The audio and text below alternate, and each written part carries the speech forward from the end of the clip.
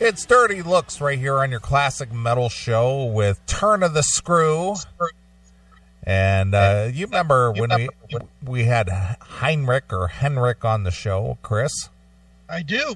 Oh, and now he's dead. Yeah, he died. Yeah. It's like, that's bizarre. That guy was really nice and stuff, but, you know, it was pretty clear that he had some problems.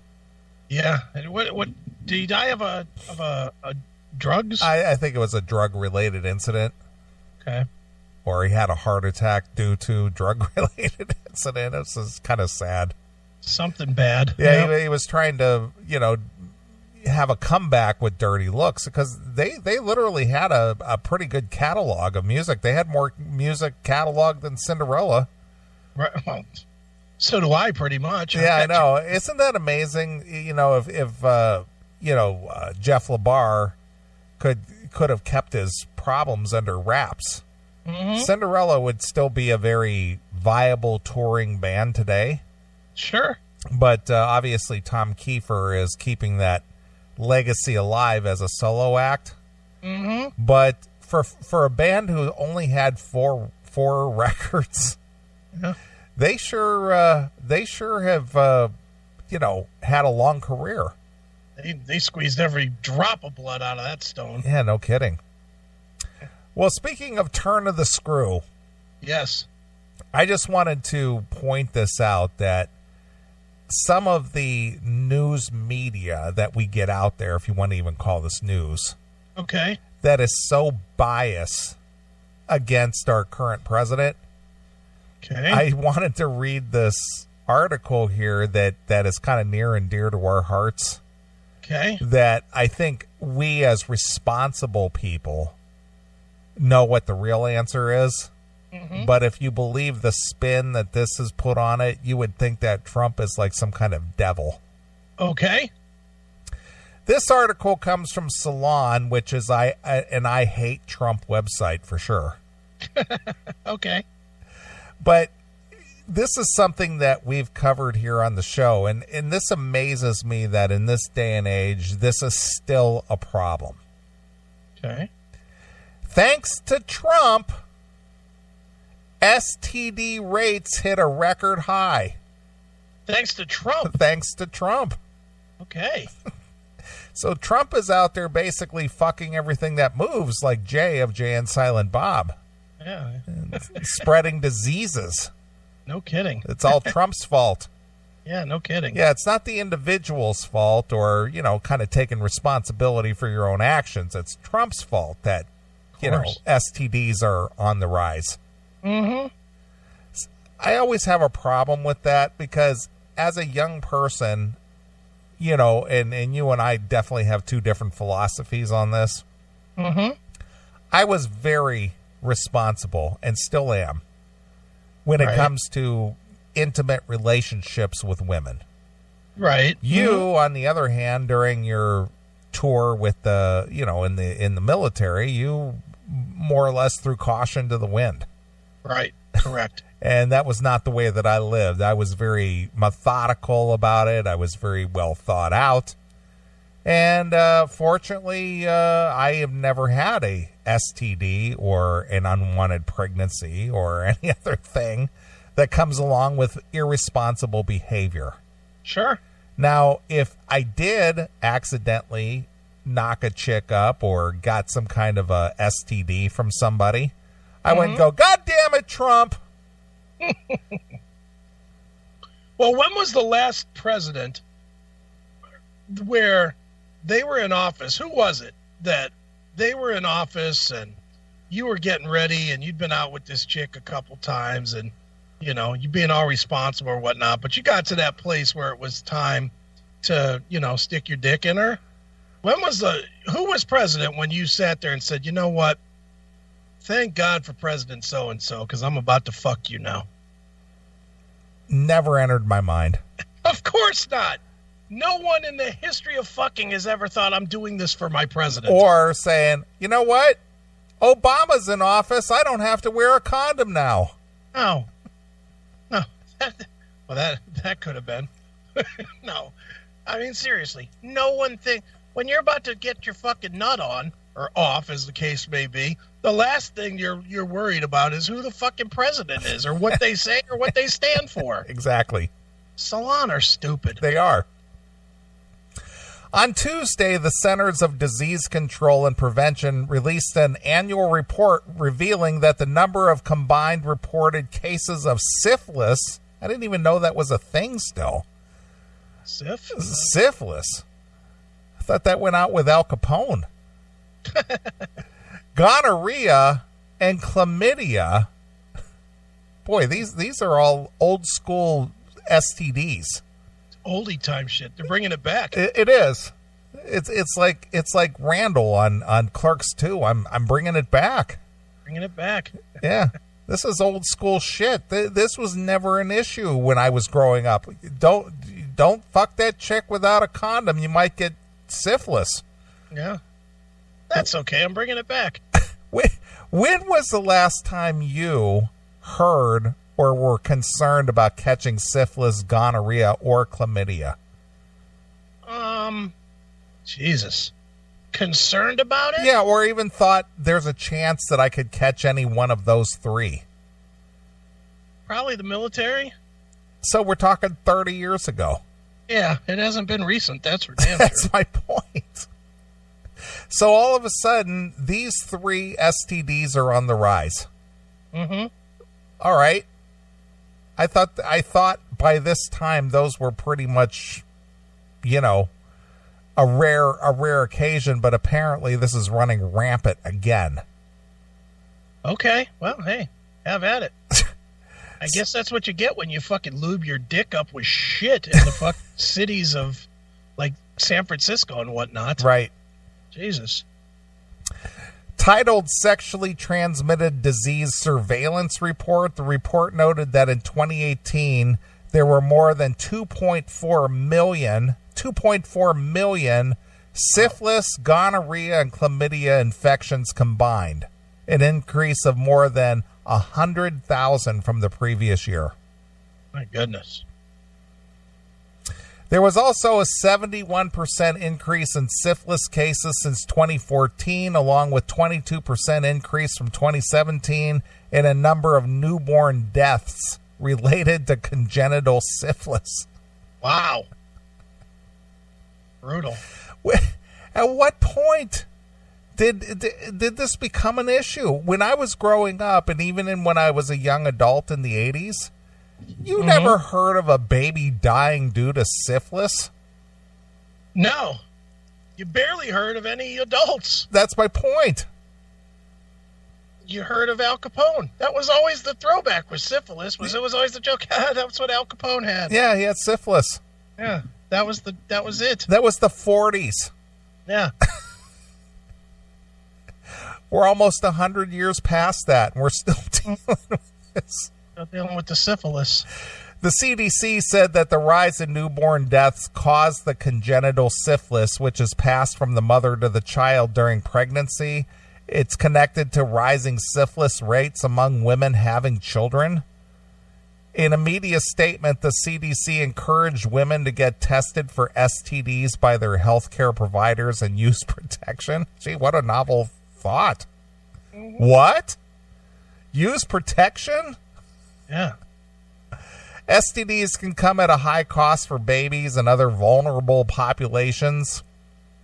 Curbing STDs will improve the overall health of the nation and prevent infertility, HIV, and infant deaths. Really? Good. I'm glad you brought that up because I had no idea. Hey, you know what else will prevent all those things? A condom. Yeah. Jesus. The CDC did not explicitly state it.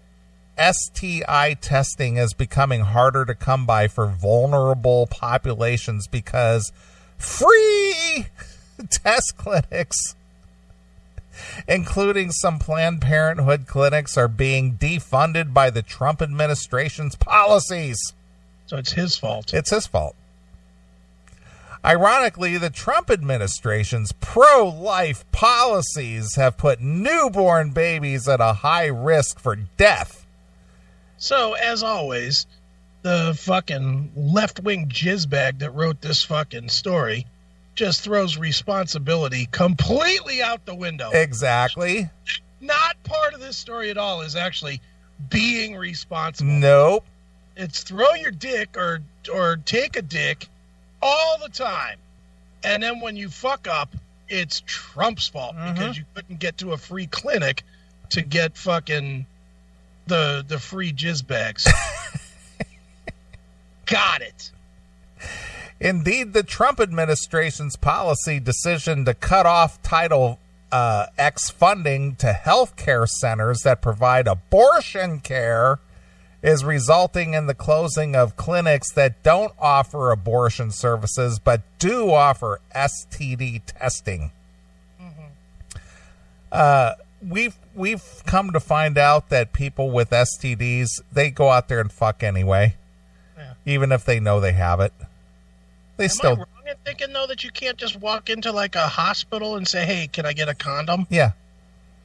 I think you can, right? You can. You could go to your doctor and they'll give you some. Yeah. So. But I don't have an appointment and I don't have the money for the copay. Shut up. While we've been battling sky-high STI rates, Republican politicians have spent years relentlessly working to chip away at Ohioans' reproductive health care. Well, here's the deal, though. Why can't these rich Democrats, the ones that are wealthy, the ones that have all the money and are so willing to give up all of their money anyway, that are like, yeah, we need to be taxed at 90%. Since they're not being taxed at 90%, why don't they all get together and open up some free clinics? Yeah. Doors open. Even Trump's not stopping them. Nope. Fucking bullshit faggotry. The president and CEO of Planned Parenthood Southwest Ohio region told Vice in September, "This is the world they want to see. One where a woman loses access to birth control." She does not lose access to it. You can go to any Walgreens and get it. She loses free access. Oh, free access. I'm sorry. I forgot the free word. Hold on. Let me make the whole statement, and then you can fucking criticize All them. right. She loses free access to dealing with her irresponsibility. That's what she loses. Yeah. Well, I like how they always put where women lose access to birth control. You could go to any CVS, Walgreens, Walmart, say, hey, I need some birth control. Yeah. If you can't afford $12 for fucking 12 to 20 condoms, then you know what? You shouldn't be sticking your dick into something or taking a dick, depending on if you're male or female. Right, I agree. I mean, for fuck's sake, if you can't afford $12, you sure can't afford a fuck up of a whole. If you can't afford $12, you shouldn't be fucking. Yeah, well, exactly right. You shouldn't be fucking out of boredom. Sorry, that's left for married people. Married people fuck out of boredom. Everybody else, you need to pay for your fucking fucking. Period. You need to have some sort of expenditure for fucking. You know, once you get married, then it's just, what do you want to do? You want to watch a movie? You want your dick sucked? All right, let's just do that instead. Well, that is married, because it's never as good. Right. Right. I mean, dude, you've been in longer-term relationships, right? Yeah, I have. In the longer-term relationship, near the end of it, the fucking wasn't as fun. It was just something you did, right? Of course. It was just like, it's Friday night. It's 1 o'clock. We're both not asleep. I guess I'll throw you a humping. Right? Yeah, pretty much. I mean, it was never like, you know what, baby? Even after all these years, that sparkle in your eye just makes my dick hard. It was never like that. It was more like, haven't done it in like 2 weeks, babe. Let's fuck. Okay, let's go ahead and fuck. That's what it was. Right. Information about how to access abortion is held hostage, and where, if you don't have money, it's almost impossible to access an STI test or a cancer screening. Okay, so don't fuck. According to the CDC report, defunding public programs is merely one part of the larger problem. The Central said data suggests that there are multiple issues at play. Reduced access to STD prevention due to drug use, poverty, and stigma, decreased condom use among gay and bisexual men, and cuts to STD programs at the state and the local levels. Okay. So basically it said, well, we couldn't get free condoms, so we had to fuck without them.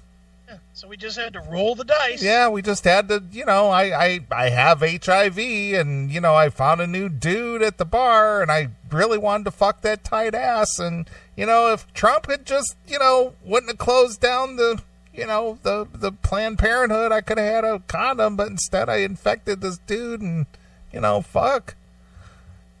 Sorry. Jesus.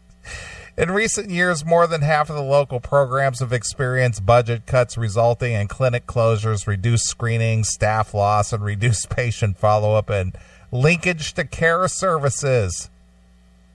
Congenital syphilis can be prevented. Yes, it can, but requires testing a pregnant woman for syphilis right away. If tested positive, they can be treated with antibiotics. Again, it's after the fact. It's reactionary after the fact Right. for bad behavior. Yep. Yeah, fuck off. Fuck you, Salon. You're a fucking jizzball as always. Yeah, of course. I was a victim. Victim culture. Yeah, exactly. Since the 2008 recession, local health department workforces have shrunk. Well, 2008, Trump was not in office. Yeah. No, not for another 8 years. Yeah. That makes it harder for officials to follow pregnant women to make sure that they're getting their antibiotic doses, or to reach out to doctors, community leaders to raise awareness about the rise of syphilis. It's like you have to warn people about this. That's right. At what point did people have to say, Chris, better not fuck that Korean chick, she might have AIDS? Well, they should have said that to me, but they never did. Oh, my God. And I was an irresponsible fuck, and if I would have caught something, I would have caught something. Right. And the overall lack of funding means many health departments can't pay for all the tests and medications they need to catch other types of STDs. So don't fuck! Well, come on, man. Stick to blowjobs. Well, here we go. This is the perfect point I wanted to make about this. All right. This is why I'm surprised that there's even an article about this. Okay. Astonishingly, syphilis was close to being eliminated in 2000. Yeah. That's what I'm saying. This is still a problem today. 2000 was almost 20 years ago. Well, what changed between then and now other than the glorification of taking it in the ass if you're a guy? Since the recession, see, they blame it on economical issues. I see. So it was the fact that I lost my job at the mill that I turned to fucking with no responsibility. Yes, that's what it really boils down to. Since the recession, some program, see, you got to have a program. Yeah. Some programs were cut because STDs weren't seen as a threat. Yeah, really? Because they were almost eliminated due to people being responsible. All right, let's just analyze this, Salon, you fucking shitbag magazine. How old are you, Niels? 50 what? I will be 56 on Christmas. So you're 56 years old. Yes. Cruising toward retirement age. Yeah. How many government programs are you on right now? None. In your life, how many government programs have you been on? None. Never. Never. Been on one. Never. What made you not just get on one like in the cab company days when you were broke? Pride, Right. self-fulfillment, pride. And how about, and correct me if I'm wrong, say, no, that wasn't it. How about, I don't know, responsibility to yourself? Yeah, I was responsible to take care of myself, not depend on somebody else to take care of me. Mm-hmm. Yeah. Yeah. Now, I'm not going to lie here and say I've never been on the system. I have. I absolutely have. Well, you had a catastrophic incident in your life, though. Even before that, I was once. I mean, I'll be honest about it. You know, in 90, came back in 92, so it was either 92 or 93. Okay. Somewhere in there. I worked a job loading trucks, and then I had like 5 months where I could not find a job between loading trucks. That job ended. It was like a part-time gig, like in the summer, you know, not loading trucks, but moving furniture, loading it into a furniture truck as a furniture mover. Okay. And that job died out. And then it was like 4 or 5 months before I got the job at the steel mill. Okay. And I had little babies. You know, I had babies that I had to feed. And I couldn't find, I mean, I was trying to find work, and I was, you know, if somebody would pay me $100 or $50 to go and do something, I would do it on the slide. But I could not find a gig. So I ended up on the fucking system for about 2 months. Okay. You know, which, you know, and in my mind, there was no lack of pride there because I had paid into the system by serving the country, is what was my honest thought. So I served the fucking country. I served the country during wartime. And I just hit a rough patch. So I did what I had to do for a couple of months to make sure that my kids were fucking fed. You know, but I mean, the minute that I got off of being unemployed, I admit I got my job. I was done with that. Dude, there's nothing more embarrassing than going up to a fucking grocery store. At least, and this is what always fascinates me with these fucking people that just live on the system. There's nothing more embarrassing than loading up a bunch of groceries on the cart and there's people behind you and you're pulling out fucking coupons out of a book. Here you go. Here's my food stamps. You know, take care of poor old me. You know, now I needed it, but I wanted to cry every day getting home with fucking, here's my milk. Here's my government cheese. You know, it was fucking terrible. Of course. It was awful. And you know what? And it should have been terrible. It should have, and it did. It convinced me to keep fucking pushing. I never wanted to get settled. I never wanted to say, well, this is pretty cool. I get free shit. Now, if you had been a single guy at that point, you weren't married, no children, whatever, do you think that would have still been the same result? I wouldn't have gone on the system. There's no way. That's my point. I have no wife. I've got no kids. I've always fended for myself. Yeah. So, when I was driving the cab, I did that because this is what I got to do. This is what I have to do to make some cash. Yeah. Well, dude, even when I was in the service, you know, I've sort of told, I don't know if I've told it on the show. I know I tell it in the book, but and you can get that book over at chrisaikenbooks.com. Yeah. Enough. But, you know, when I first got to California with Georgetta, we didn't have any money. We were in an apartment that cost $1,600 a month. Wow, that's a high price. I don't think I've ever had a rent that high. Dude, well, it was in fucking Central California. Well, dude, I get it. I lived in California for 6 years. I get it. I mean, that's like $500 more than my current mortgage. Yeah, mine too. But after we paid that, we had no money. I mean, we had no money. So we were going to the grocery store every week, and we were buying 2 cases of ramen noodles, and 1 case of Buggy's beer. $3.99 a case. It was fucking just the worst beer ever. Well, you can't forget the beer. God damn it! If I'm gonna have to choke down ramen noodles, I need some beer to wash it down with. And I used to go to the Taco Bell. That was by our place.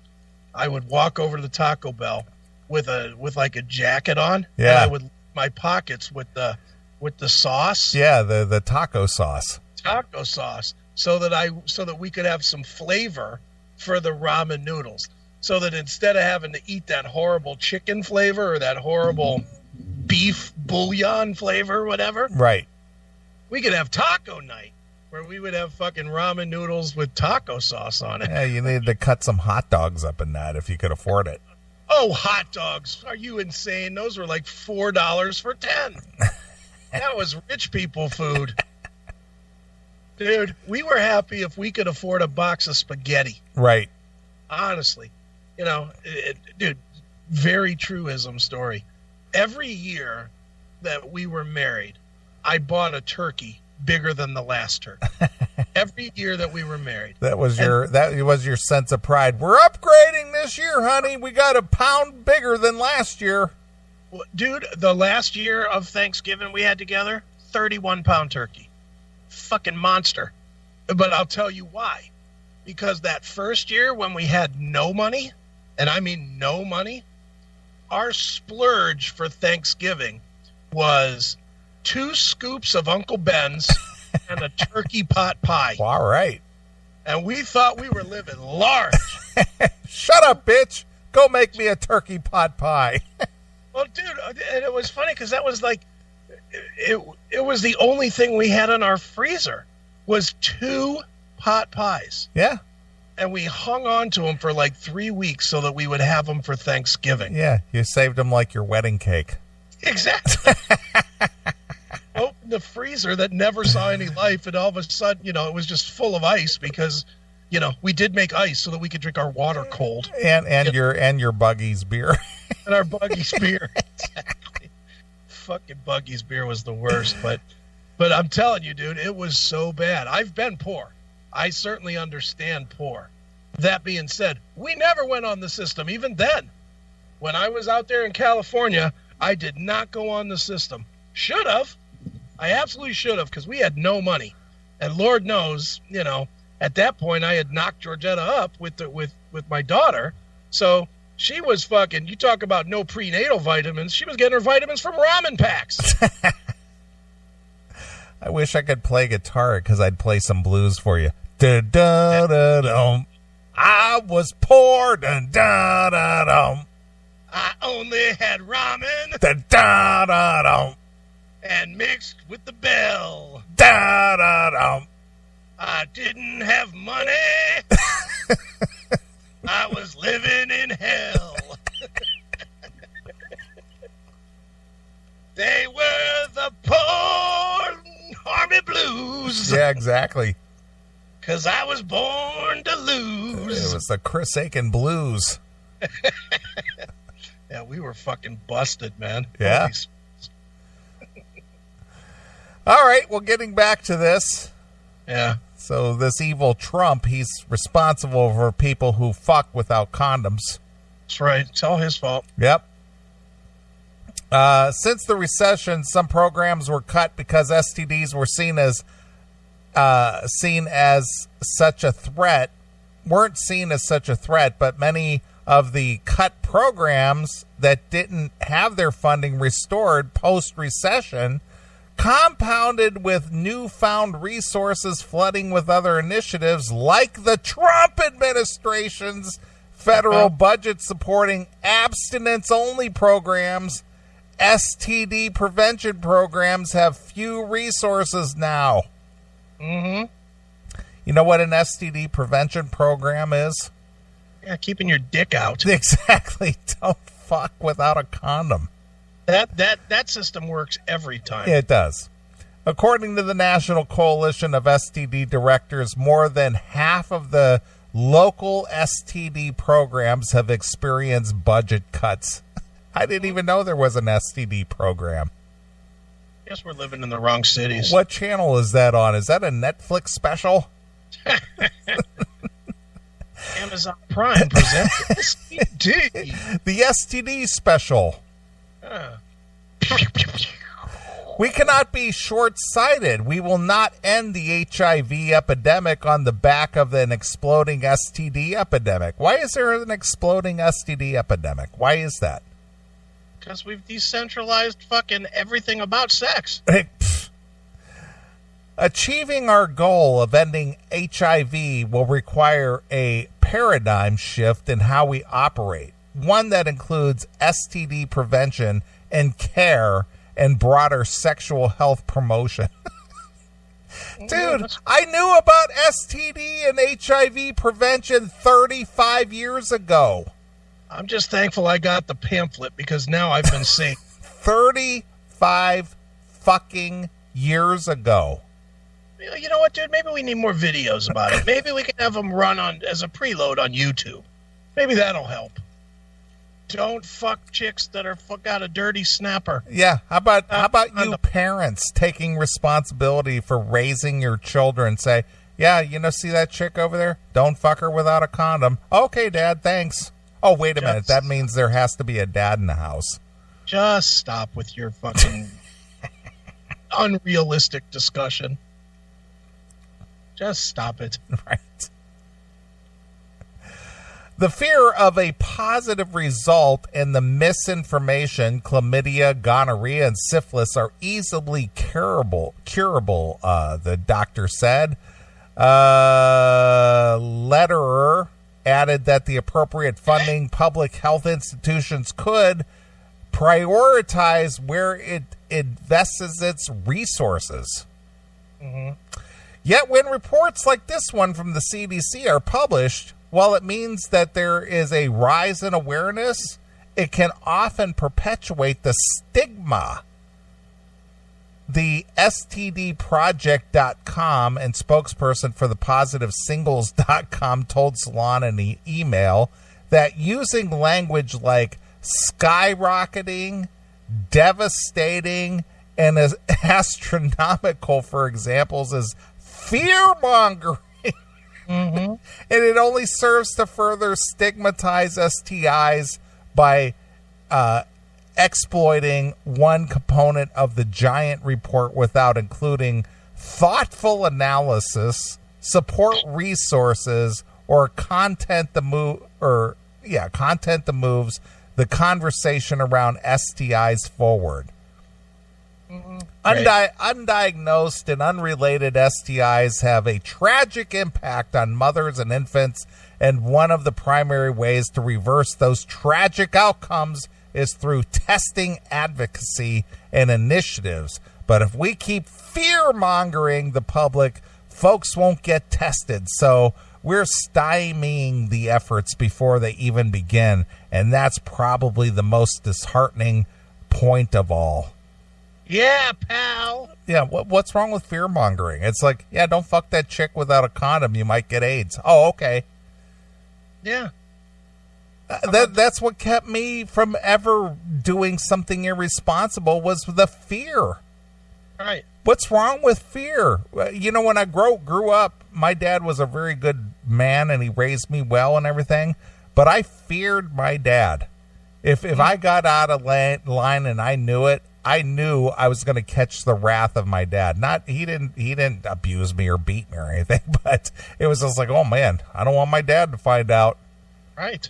I get that. Fear is what keeps you in line. Mm-hmm. Yeah.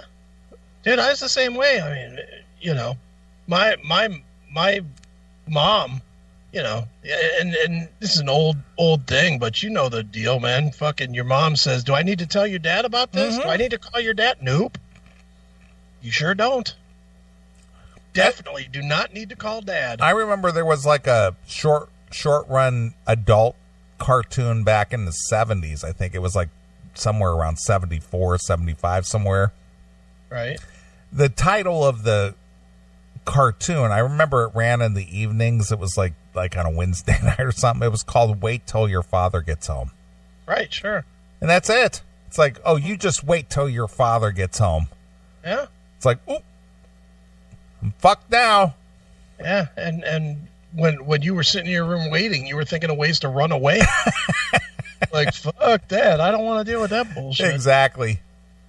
So this oh, well, we don't want to scare anybody. Yeah, you should scare somebody. Mm-hmm. Cut it out. Yeah. Be afraid of getting an STD, then you won't. Yeah. Instead, it's fear Trump. He's going to take your condoms away. Yeah. Thank God once he's out of office that the fucking STD problem will be done. It will. That's a reason to vote for the booty judge. I like the fact that Salon article was so honest to say, yeah, back in 2000, these basically were non-existent. Yeah. It's like, so what happened? Oh, well, people just threw caution to the wind and just said, yeah, fuck it. Well, I'm not going to get that. It doesn't even exist anymore. Right. But then Trump came into office and it's just skyrocketed. That's right. Because people are more prosperous these days and they're fucking more because they're having a celebration. Yeah, pal. So stupid. Yep.